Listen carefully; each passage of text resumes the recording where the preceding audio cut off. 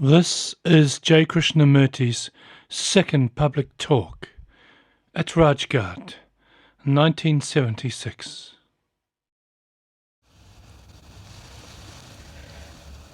As this is the last talk for those who have come here for the camp, we'll go this evening into many things.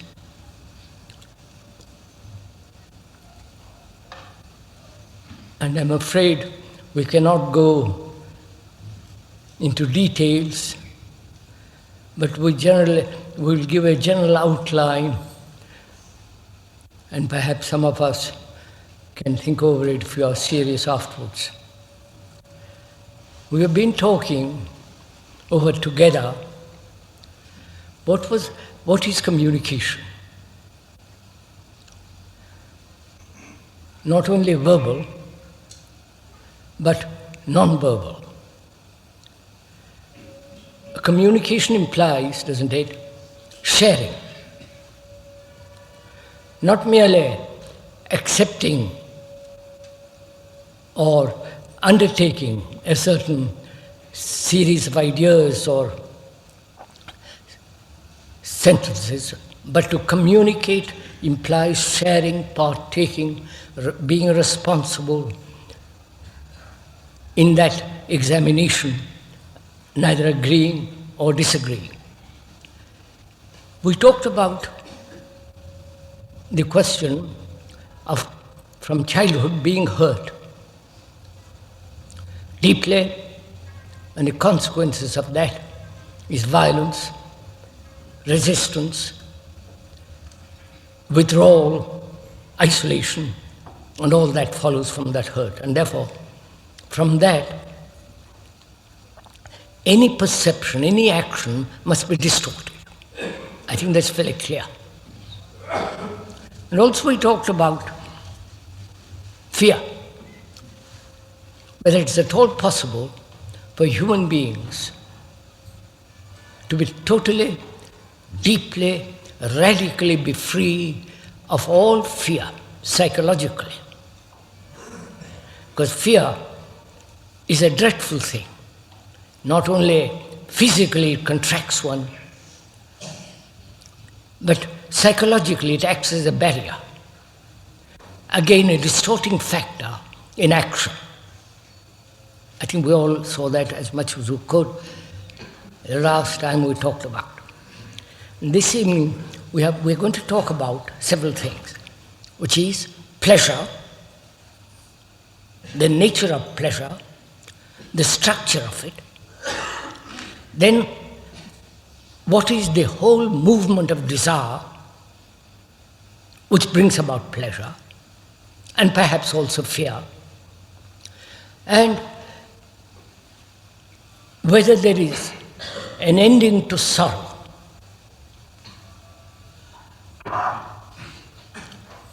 And what is the relationship between love and sorrow? And perhaps, if we have time, we can go into the question of death and meditation. This is what we're going to cover, if we can, rather large canvas, if we can this evening. All right, sirs.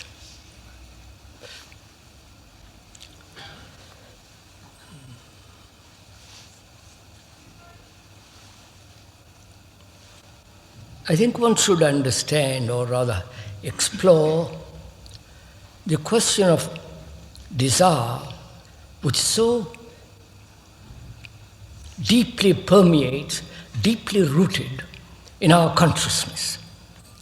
Not only desire for physical necessities, but also psychological demands. So we have to inquire, what is desire? Because if we can understand the nature of it, how it arises, and whether in understanding it, not mentally, but having an insight into it, there is never a question of suppressing desire, never a question of completely yielding to desire either, in understanding the nature of it.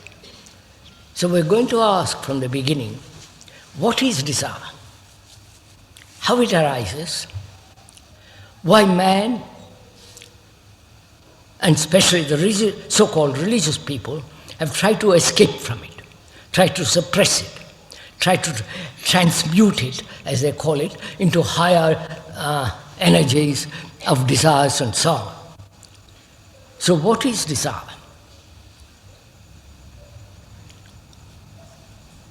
Which most of us have, not only for physical things,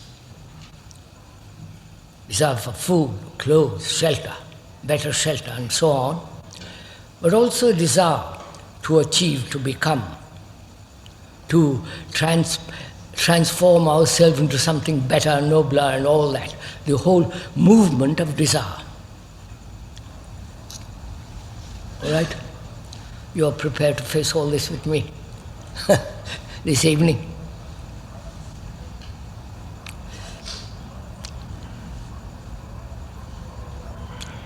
Desire, please don't agree or disagree, examine. Because I'm not laying down the law. I'm not your guru, you're not my followers. We are thinking over these problems together as two good friends who are concerned with the world and with themselves and their relationship to the world and so on. See, this is one of the great problems of human beings, desire, both biological and psychological. So we are first dealing with psychological desires. The biological desires are fairly simple and clear, but they overlap each other. They are interrelated to each other. The psychological desires may affect physiological desires, and the physiological desires may affect the psychological desires. So they are interrelated, always interacting together. So it's very important to find out what is desire. Desire, please examine it with me.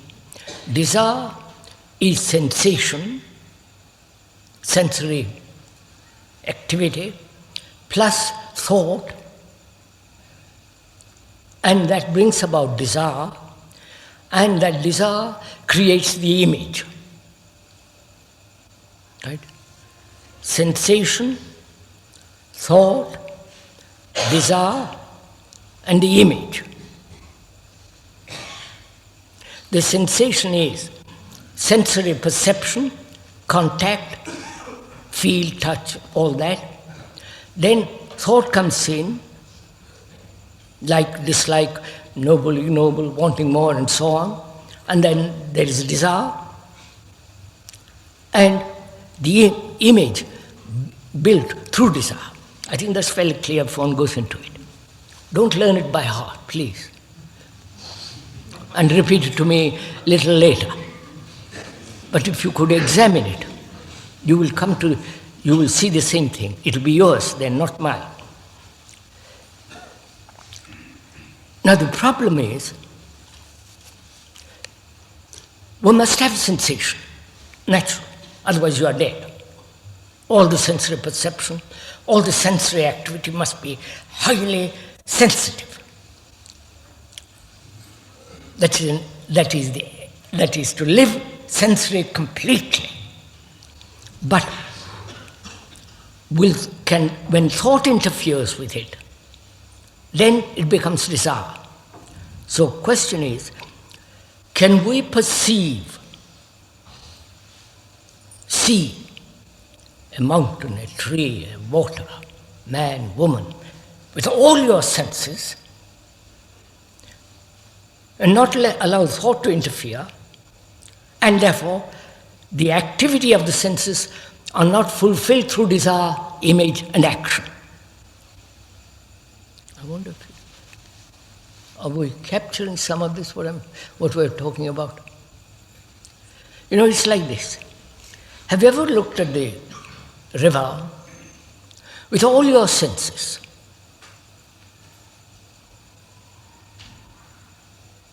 with your eyes, ears, nerves, the whole sensory organism perceiving something totally,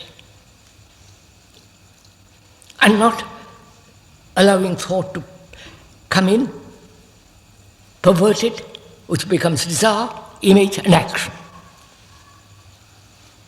I wonder if you understand this. Are we going together in this or not? Sorry, I must go on.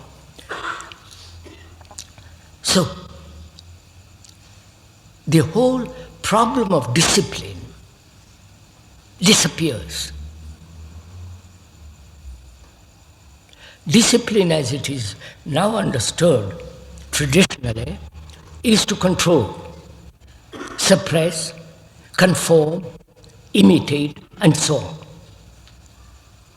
Both in school, college, and the whole process of life is based on this unfortunate effort to comply, conform, imitate.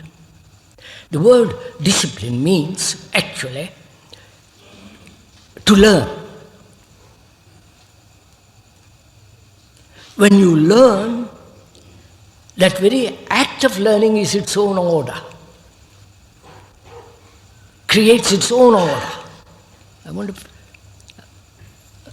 are we good? So, the conformity principle disappears when there is no interference of thought, but the complete observation with all the senses.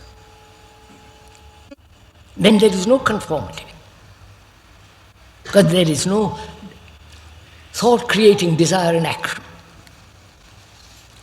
Now, when that is understood really deeply, then you can proceed to look what is pleasure. For most of us, pleasure is one of the great principles in our consciousness. Right? In our consciousness, there are several active principles, which is fear, pleasure, sorrow, with all the complications of sorrow, pleasure, and fear. Also the hurt from childhood. So these are the content of our consciousness. And the content make up consciousness. So we have talked about hurt, fear. Now we are talking about pleasure, one of the major principles in man's activity, in his consciousness, right? So what is pleasure? There is pleasure in achievement, pleasure in physical control, pleasure in having a position, pleasure in power, political, religious, in any form of power. Power being leadership, asking people to be guided and therefore controlled. All that is a form of pleasure. Pleasure in attachment, pleasure in hate, pleasure in jealousy. Otherwise, if there was no pleasure in jealousy, you would stop it instantly. So, what is the nature of pleasure? Why has man pursued through millennia this pleasure principle? Not only sexually, but other forms of pleasure. Because unless we understand pleasure, I don't think we'll be able to feel or live in that which is called love. So for most of us, love has become pleasure. Please examine it in yourself, not accept what I am saying. So what is pleasure? What is the cause of pleasure? What gives it a continuity? And what makes for the pursuing of it? The beginning of it, the remembrance of it, and the continuity of it in the future. Right? Are you following? So what is pleasure?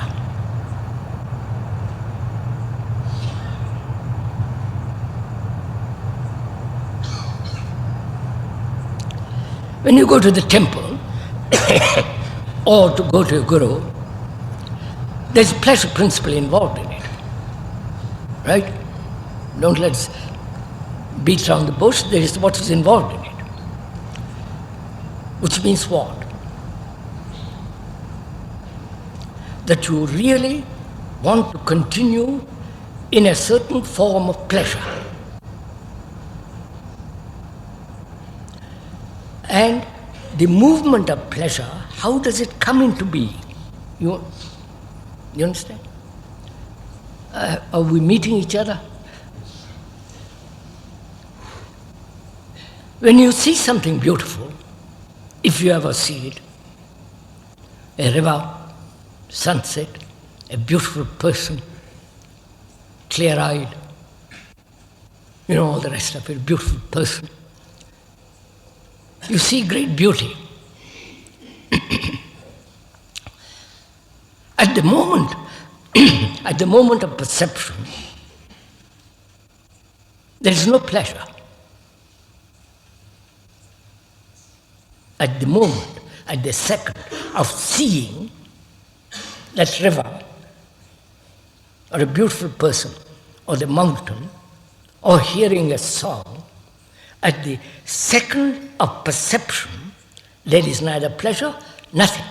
There's just perception. Isn't that so? Have you noticed it? Then thought comes and says, how beautiful that was.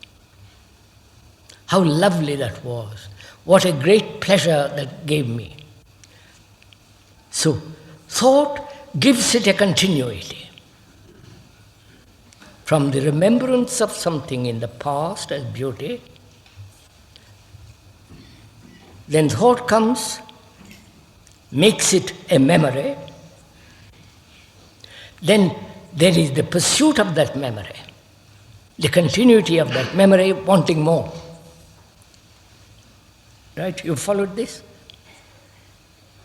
So thought gives a continuity through remembrance to an incident or a happening which brought about a delight, a pleasure. So there is difference between pleasure, enjoyment, and joy. Pleasure you can invite. You have enjoyed it, you have had it, you remembered it, and you can demand more of it. Which is the movement of thought as time and measure. More. Right? When there is enjoyment, you are enjoying something. When thought doesn't interfere, there is no recording of it. I wonder if you're...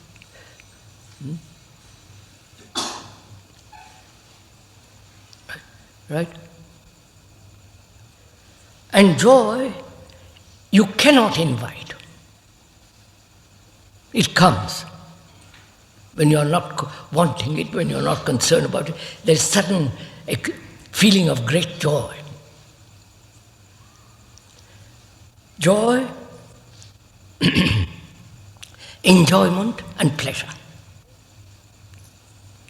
So these three are always man's demand: the pleasure, enjoyment of something, and the joy which he has felt and remembers and demands more of it. So that is the movement of thought as time, having had it, which is time, the measure, which is more. So thought is a movement of time and measure. And when there is a perception and not the interference of thought, then there is no problem of a continuity. You got it? Have you understood something? Now let's proceed. So, if one has understood that, then we can ask, is love pleasure?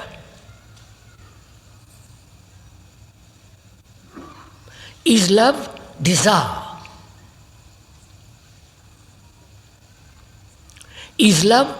Can love be cultivated by thought?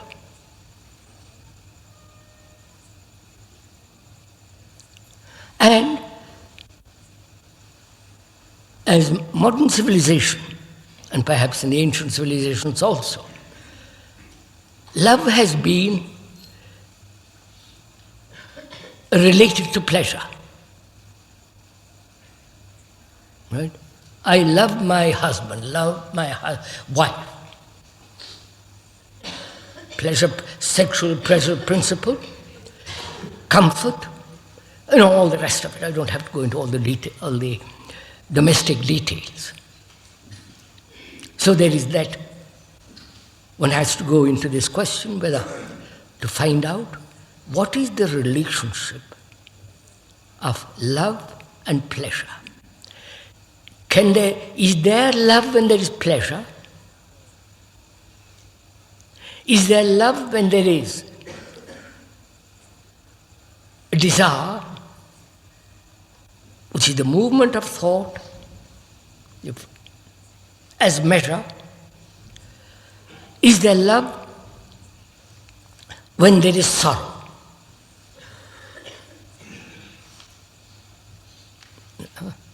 Right? May I go on?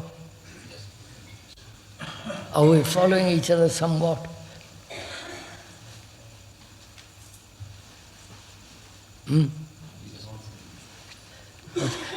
You can question me afterwards if there is time. Don't question me, question yourself. It's much simpler and much more direct.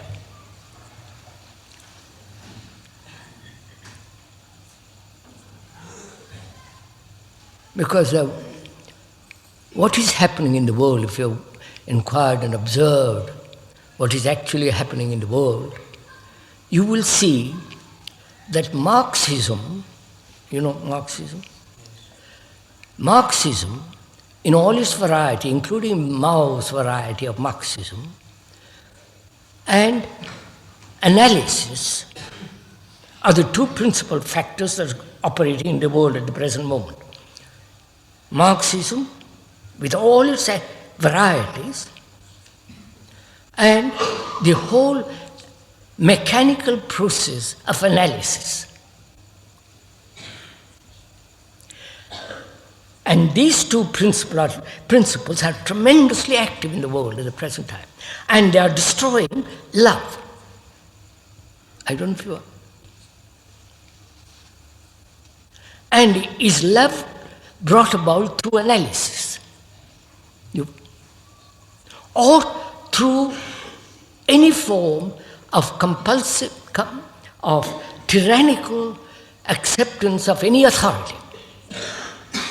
These are they are questioning all, you understand? Because the central thing, which is love, both are destroying it. Analysis and Marxism. Communism, dictatorship, all that's happening right through the world. So one has to inquire for oneself, is love a thing to be cultivated by thought, thought being remembrance of pleasure, demanding more of it, and giving continuity to it, is love pleasure, is love desire, merely the operation of senses,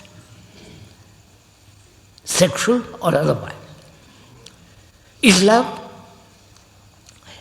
what is the relationship between love and suffering? And can there be love when there is ambition, greed, competition, imitation, and violence? Because these are the principles that are active, that are very active in human beings. Violence, conformity, ambition, jealousy, greed, the whole human structure, psychological demands. So, that's what we're going to inquire. Understand? What is the relationship between suffering and love? And if there is no desire, please understand, I won't say no desire,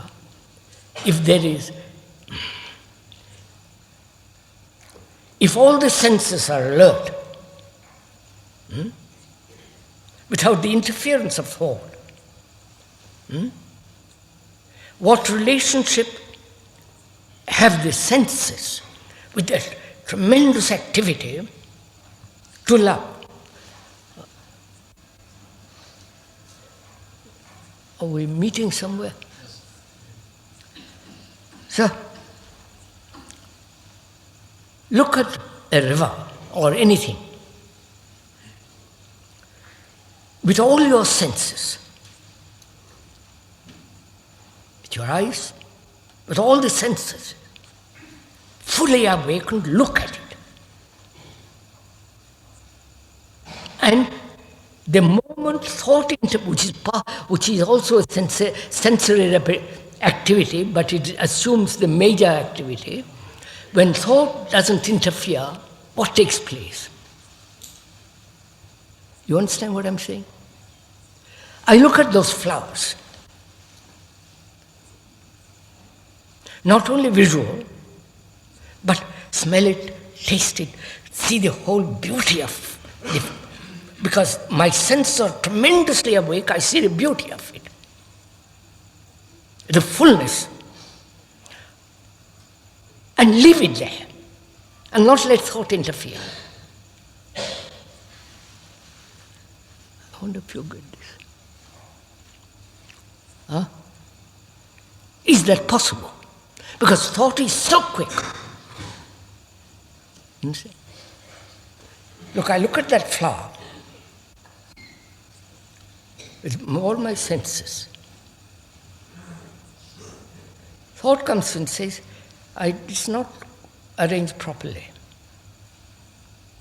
I don't quite like that color, with that color. So the senses now have diminished, thought has taken over, and the desire is in operation, and action according to the image which the desire has created. Is this becoming a little too abstract? Huh? Is this becoming a little too abstract? Well, it's up to you. So,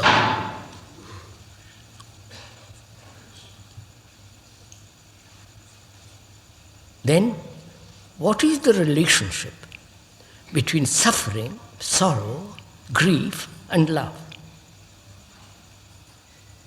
Because most of us, unfortunately through life, suffer a great deal, both physiologically as well as psychologically.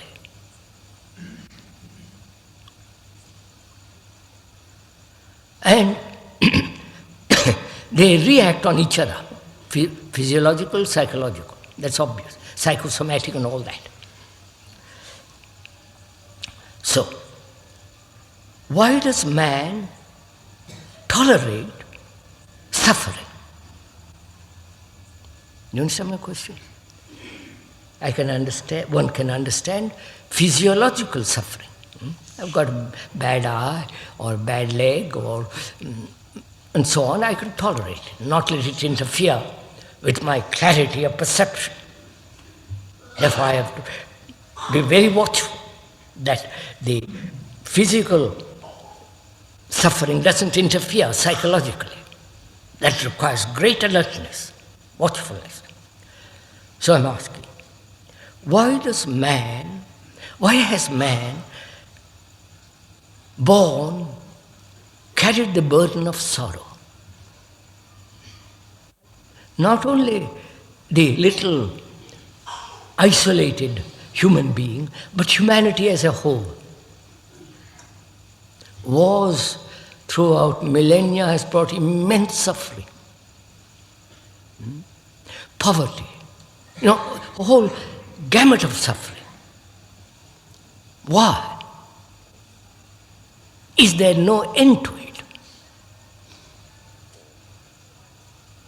So,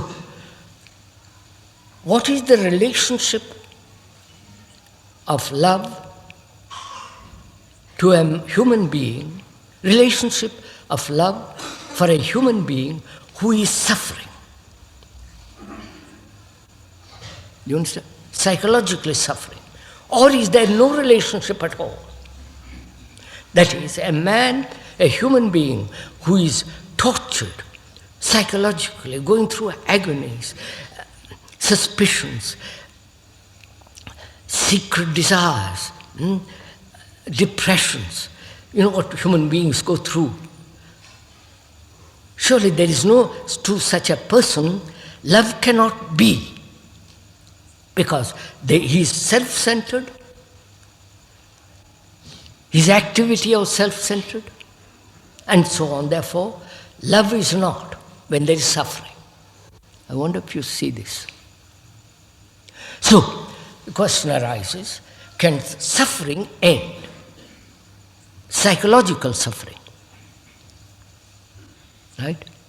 Now ask that question to yourselves and find out if suffering can end.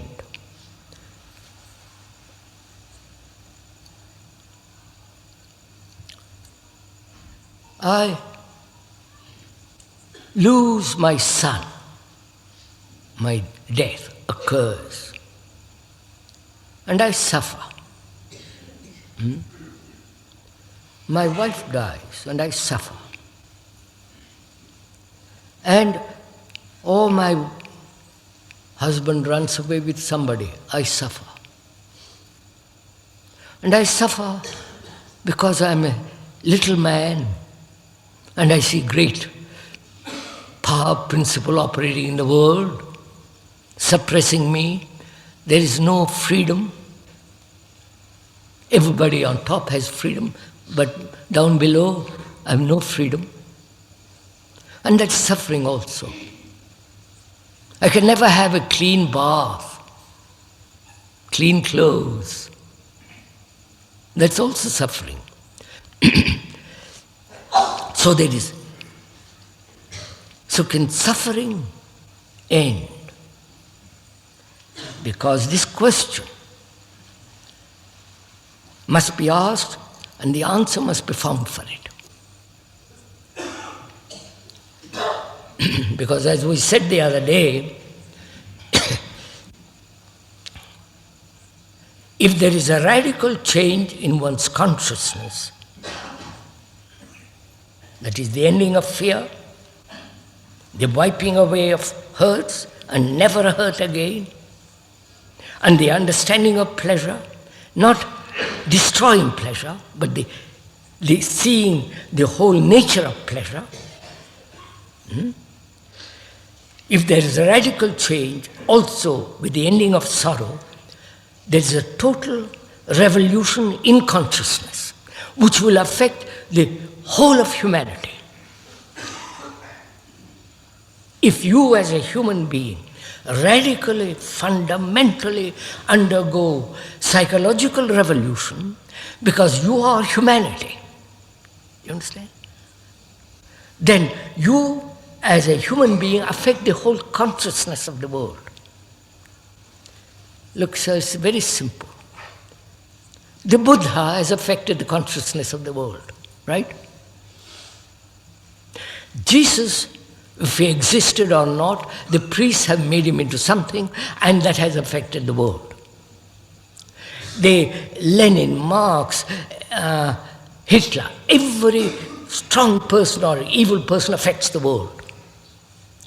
So if you, as a human being, transform radically, that is, ending fear, understanding the beauty and the nature of pleasure, the enjoyment, joy, and the ending of sorrow, if there is this transformation takes place, you inevitably, in spite of yourself, affect the whole consciousness of mankind.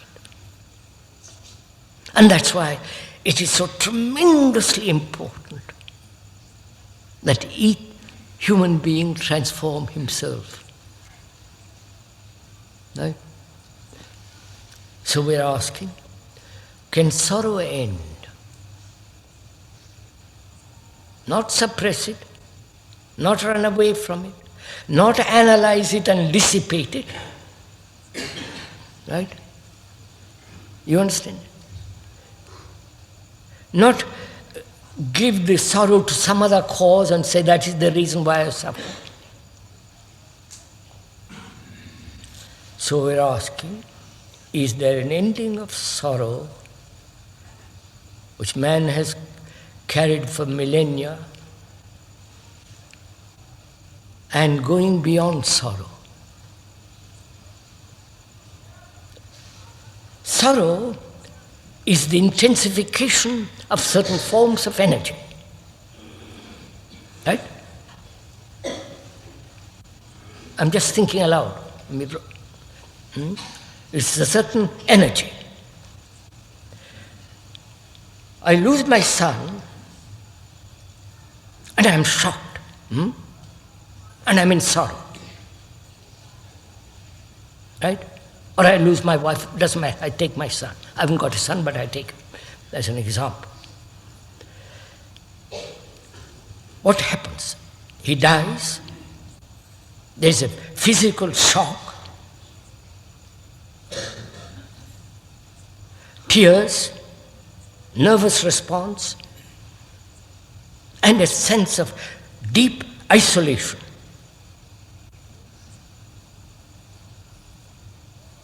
Then you cannot stand this intensity of that energy. It is a form of energy, so there is an escape from it.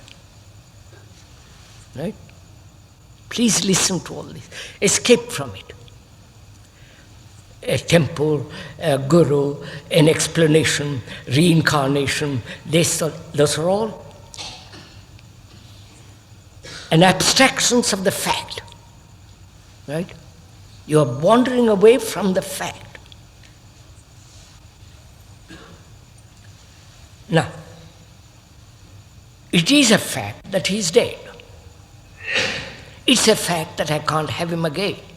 It's a fact that I put all my hope, pleasure, hoping that you'll be somebody better than me and all that nonsense. So, when he dies, it's a tremendous blow to my image. Right? And also, in that there's great isolation, self-pity. Now, can you, please listen, can you remain with the fact that I've lost my son, that there is sorrow? It's an actuality. It is not a theory, it's not a supposition. It is a fact that I suffer. not to escape, not to suppress, not to give explanations, say I'll meet him next life, all that, but to remain totally, completely with the fact that son is dead and there is sorrow. Not move away from that fact. When you move away from that fact, you are dissipating energy. I don't know if you see it. Right? When you say, I've lost my son, why should I lose my son? As though it's very important for me to have my son, but it doesn't matter if you lose your son. You follow? I want an explanation for it. I resort to karma and reincarnation and all that stuff. Or, if I don't believe in all that, I want a rational explanation. So all these escapes, rationalized explanation, resorting to karma, reincarnation, are dissipation of energy. When you have to look at a fact and remain with the fact, you have to have all your energy. Are you understanding all this? Huh? Now, can you do it? Then you will see without the interference of thought. That is, I have lost my son, which is a fact, and the loss has brought tremendous shock, both biological as well as psychological. And to remain with that, not move away from it. Because now I've gathered, there's the gathering of all energy, which transforms the feeling of sorrow. So it becomes passion. I wonder if you understand. You understand? Because we have no passion. There is lust. There is sexual desire, urgency and all that, but there is no flame, passion. We have all burnt out. Right? So, that passion comes only when you remain completely with the fact and with sorrow. Right? Do it. Not as a theory, because you suffer. For God's sake, do it. You suffer. Wife, husband, doesn't matter. You lose your job, you follow dozen ways human beings suffer. To remain with it. To hold it as a precious jewel. Because that... Please, sir. Oh, for God's sake.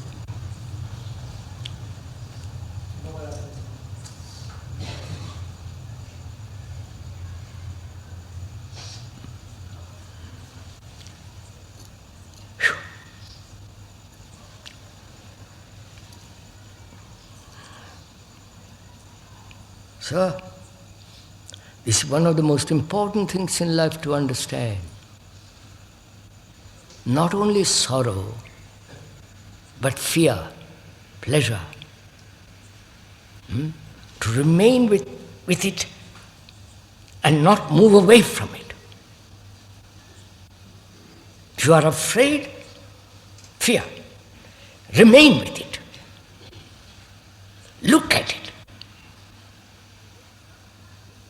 Don't wander away from fear. Then you have the energy to look. And when there is complete energy, which is attention, fear is not. In the same way, when you... Please do pay attention. This is... Don't sneeze, yawn, for God's sake. So, in the same way, when you consider sorrow which man has carried for millennia and has found no way out of it. We are saying there is a way which is totally to hold that thing completely with your heart, with your mind, and remain with it. Then that sorrow is transformed into passion. And then that passion is love. Then it becomes compassion. You know? Not devotion. Devotion is sentimentality, romanticism. It has nothing to do with love or with compassion. Right? So, now let's proceed. Then there's the problem of death. Right?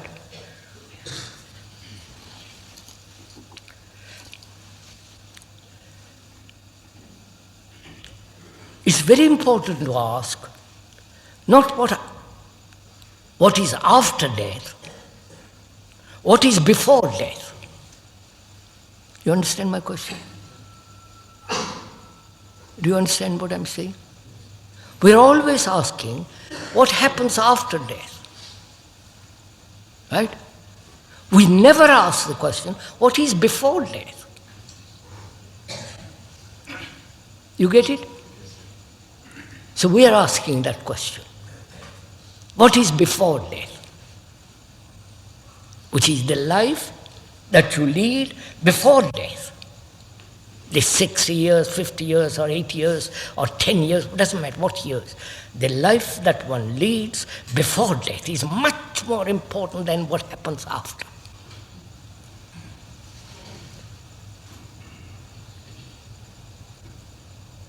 So what is it? Before death. What is our life before death? A constant struggle. Not only to earn a livelihood, which is becoming more and more difficult. Overpopulation. Division of humanity into groups into geographical groups as India, Asia. You follow? Division, and therefore conflict.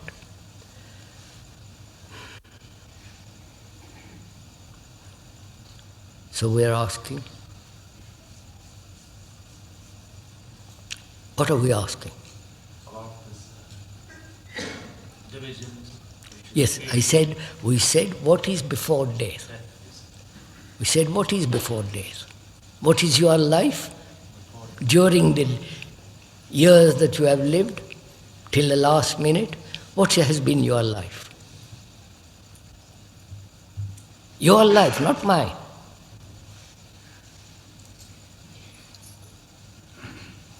Not your wife, your neighbor, your life. You understand?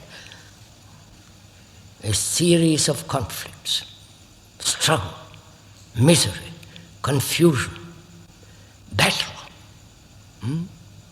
In yourself, with your neighbor, with your wife, with your husband.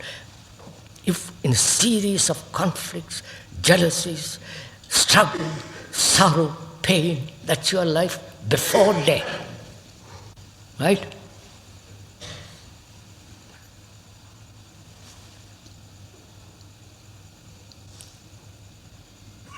And that's what we call living.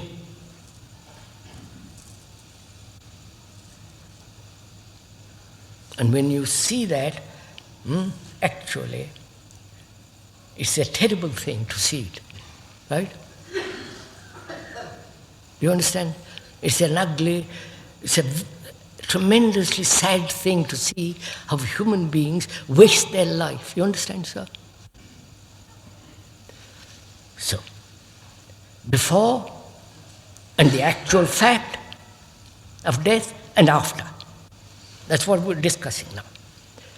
Before the fact of death, and is there a future?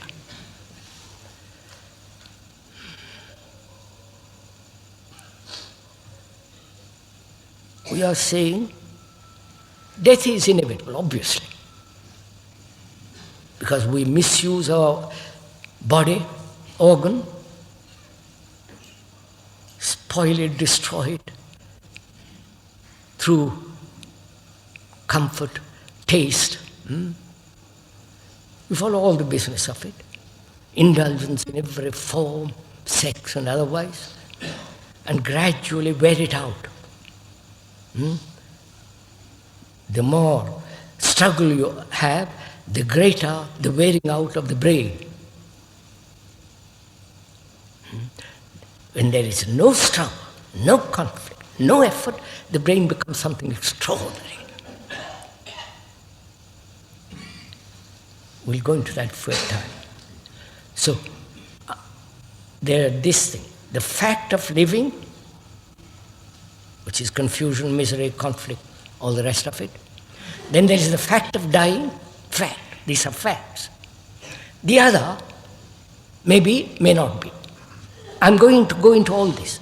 Don't follow this right through.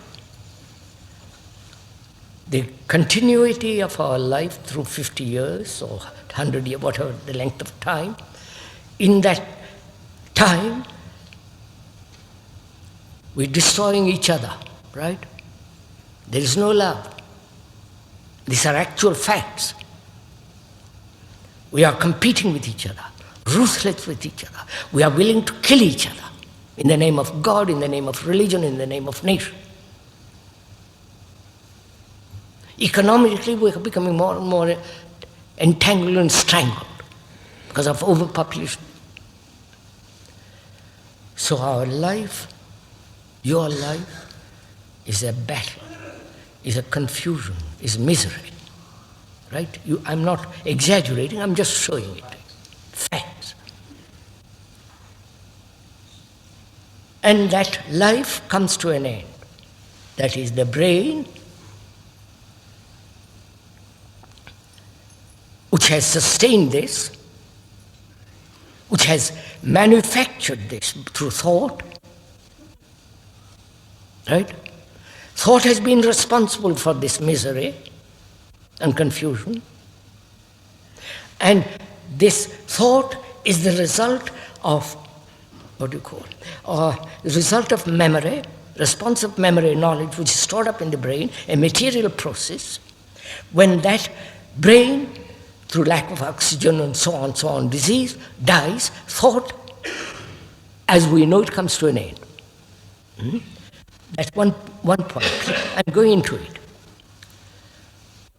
Then, if you don't transform radically, fundamentally, psychologically, but remain in this trap, what happens? You understand my question?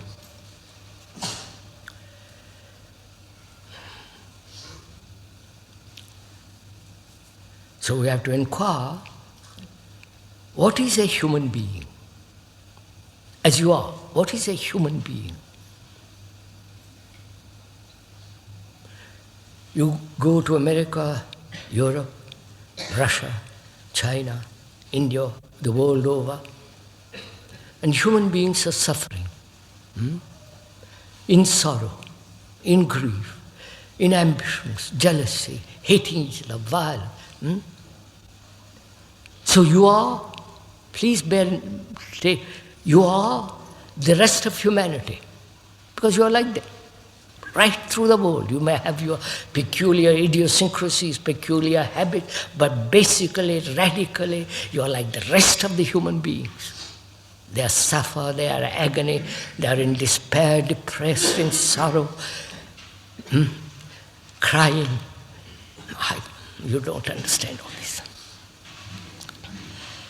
So, unless this vast stream of humanity, of which you are, unless that a human being steps out of that stream will go on, won't it?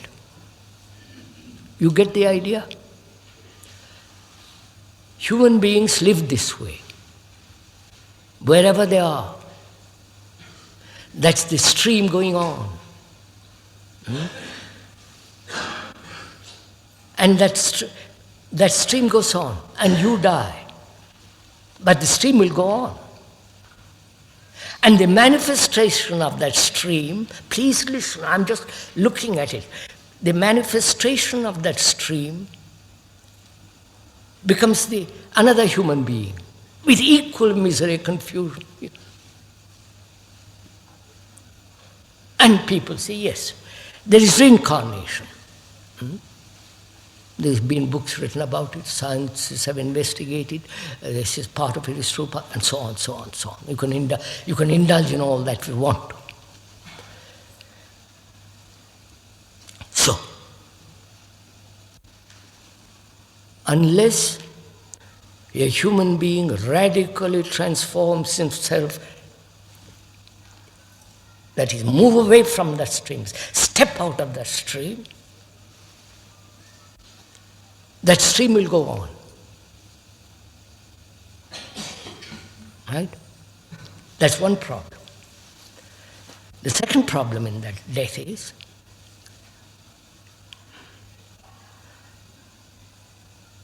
death means the ending. Right? The actual ending of your attachments, of your pleasure, of your ambition. Right? Ending. Now, can you end ambition, die to ambition? Now, so that you know what it means to die. You understand what I'm saying? Not biologically die, but know what it means to end something completely. You understand? To end your ambition, your greed, your violence, instantly end it and see what takes place. You understand, sir? Are you following all this? Yes, sir. So there is that stream, and the stream continues if you don't end. And there is an ending of that stream when you die to your sorrow, which I explained, to your fear, and the demand for pleasure, to end it.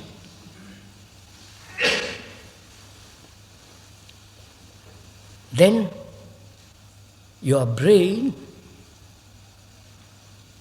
is never burdened by memory, except technological memory. You understand? Technological memory is necessary. Otherwise, it can't function. But why should we burden our brain with memories? My wife beat me. I beat her. I hate that person. You follow? The memory, collected memories handed over from generation to generation to generation. Why? Why should we do this? If that ends, then your consciousness with its content is emptying itself. You understand? Have you understood? Now I'm going to go into the question of meditation.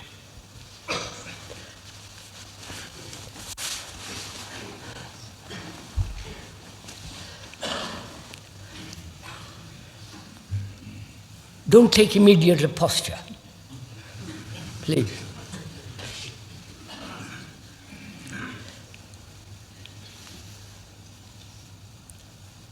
To me, and not me, it's very important to understand what meditation is. Not how to meditate.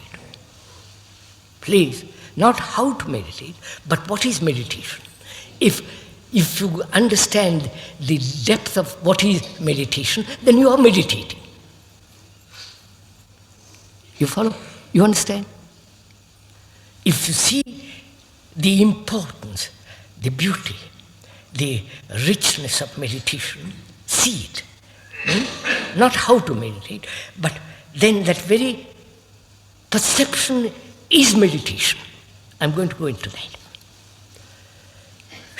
What a lot to talk about. Right. First of all, let us put aside all these silly meditations, shall we?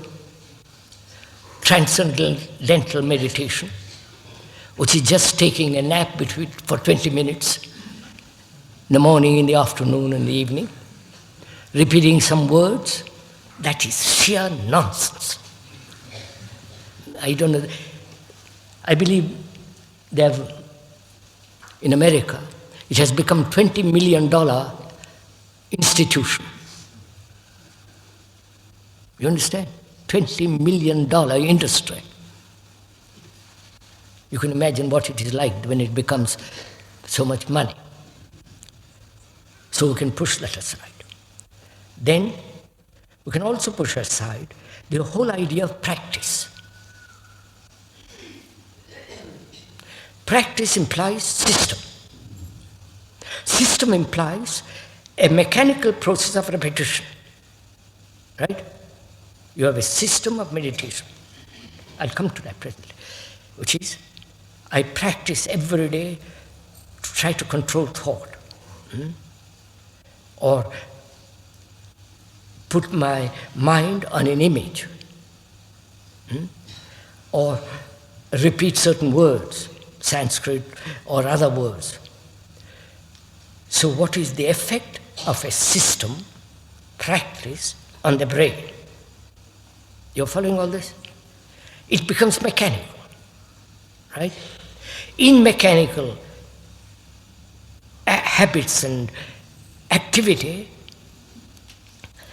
your brain is gradually becoming a machine. And so you're becoming duller and duller and duller. There is no revolt, there is no breaking through, there is no passion. You're just slowing the brain down, sitting quietly, breathing quietly, but the flowering of a human being doesn't take place. So we can wipe away the transcendental, which is, I wish they hadn't used that word, it's a beautiful word.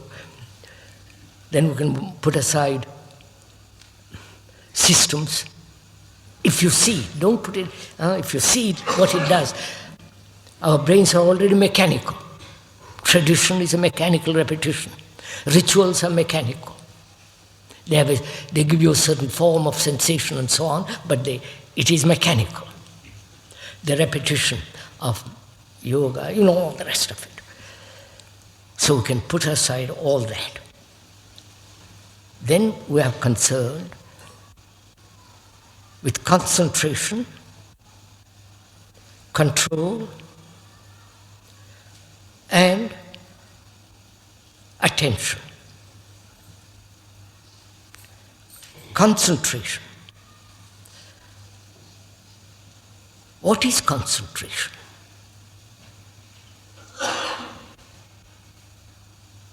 Look at it. What is concentration? To concentrate your thought on something. To bring all your energy, attention, all your focus onto a certain point. Which means what? You are excluding every other movement. Right? You build a wall around that particular object on which you want to concentrate. You build a wall to exclude all other thoughts.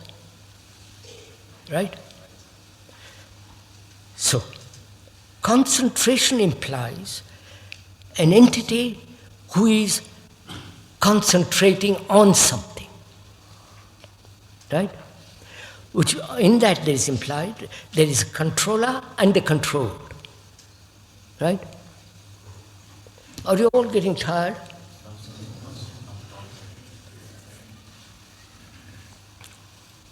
So you have to understand concentration, which implies effort, which implies resistance, which implies also that there is a controller controlling thought. so as not to wander off. All that is implied effort. So you have to understand who is the controller, who is trying to control thought. You understand? Is not that which he is trying to control is part of thought. Huh? Do you see this, sir? So look at the trick thought has played upon itself. He says, I am stable, I am permanent, I know, I am the past, I have learnt a great deal, I am going to control that thought, which is part of himself. So as long as there is a division between the controller and the controlled, there must be conflict, there must be effort, and that's a wastage of energy, right? But when you see the controller is the controlled, dissipation of energy disappears. There's energy, not dissipation of it. I don't know, you must go into all this out. Right. So, that's one thing. Effort. When you make effort, it's a dissipation of energy. Right? So meditation is not concentration, right? Is not practice, is not repetition, but emptying consciousness of its content. You understand? The content is hurt, fear, pleasure, and with all the implications of pleasure, the ending of sorrow, and from the ending of sorrow, this extraordinary compassion, the beauty, the flame of it. Compassion means passion for all, for everything. And when there is this sense of emptiness, there is silence. You understand what I mean?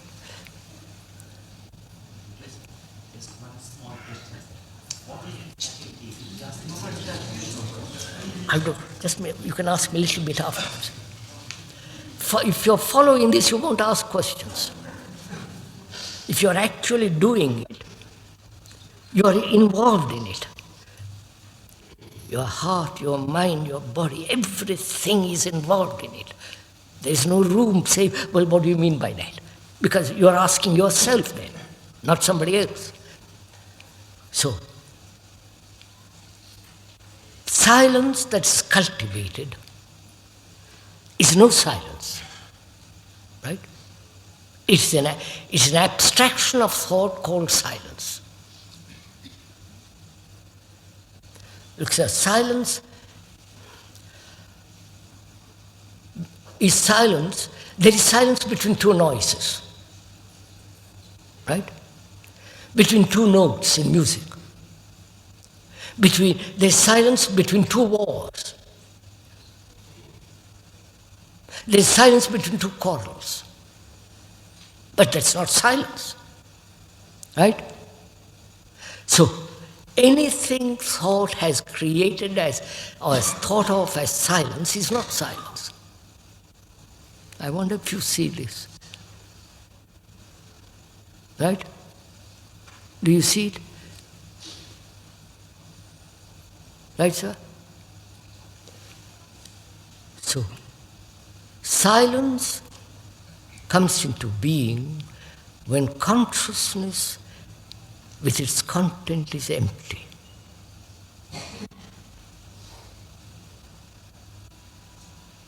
Right?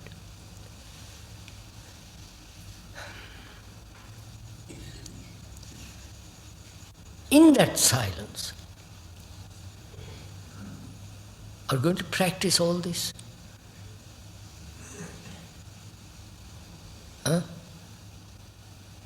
Because you see, one dare not enter into this with words.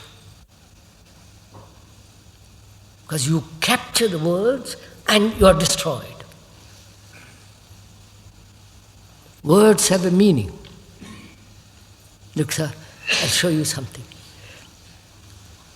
There is fear, right? Is the word fear, fear? Or has the word created fear? I said, think it out, think it. Don't say no. There is fear. Is the word fear?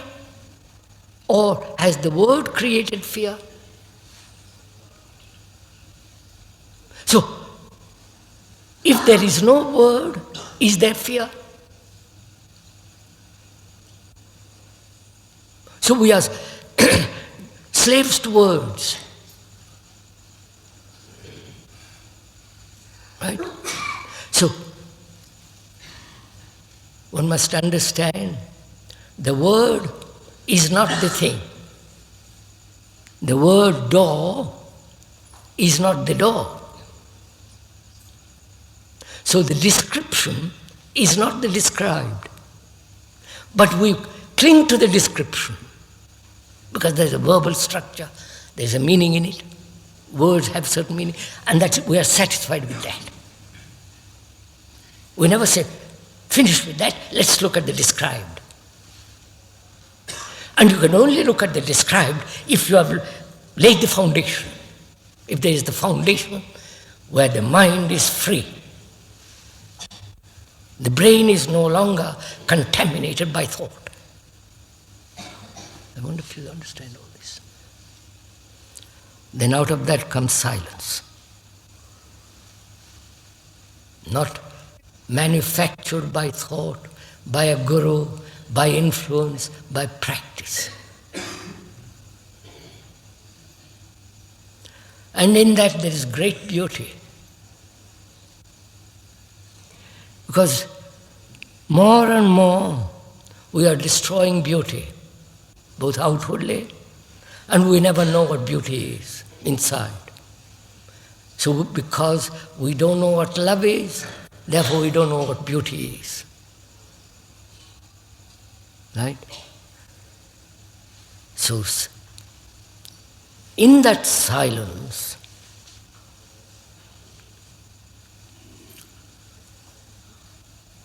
there is no movement as time.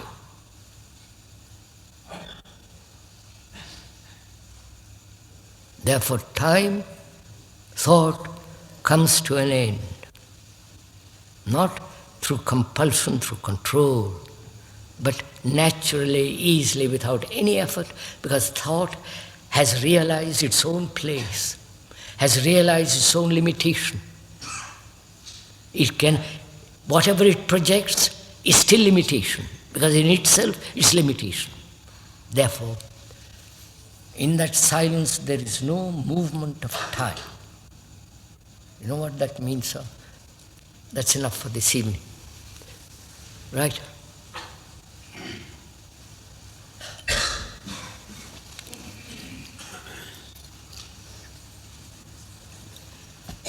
That's enough, sir. I've said everything for this evening.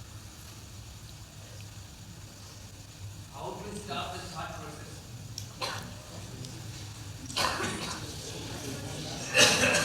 What's sir?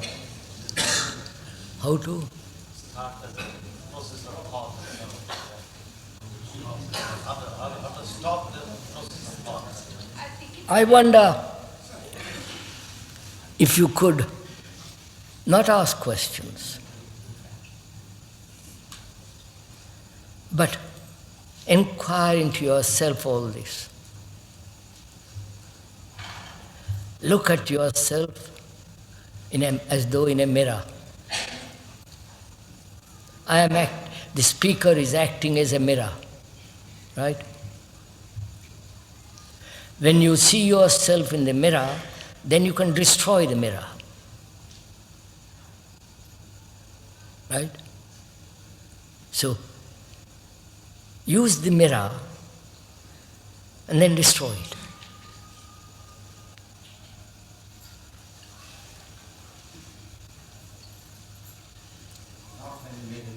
Sir, I'm sorry. We have talked enough. We've talked enough, so.